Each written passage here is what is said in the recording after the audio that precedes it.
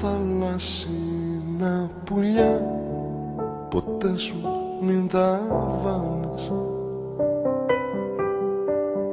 γιατί είναι ταξιδιάρικα, μόνα και πεισματάρικα και γρήγορα τα χάνεις. Αυτό το αχ να μην το λες, το λες να μην το ξαναλες, για θα σου γίνει πάθος. Γιατί θα γίνει τελικά αυτό το αχ στην μοναξία, το πιο βαρύ σου λάθος.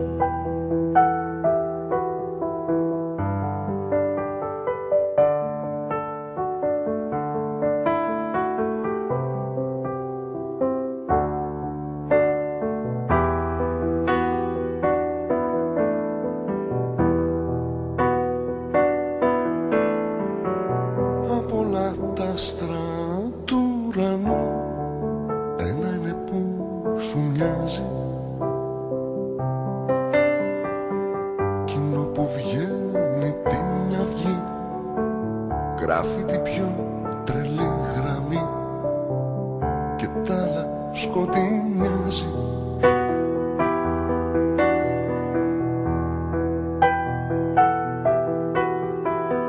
Θε μου χαράστου του πουλιού όπου πετάει στα ύψη,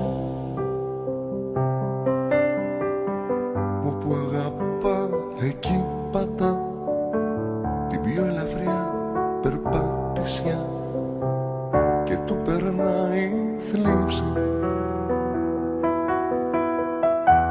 Είμαι καράβι από χαρτί, στα χέρια με έχει ένα παιδί, στου κόσμου την πλημμύρα,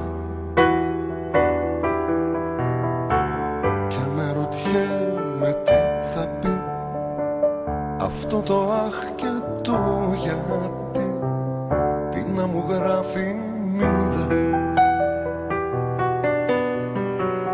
Αυτό το αχ να μην το λες, το λες να μην το ξαναλες, για θα σου γίνει πάθος.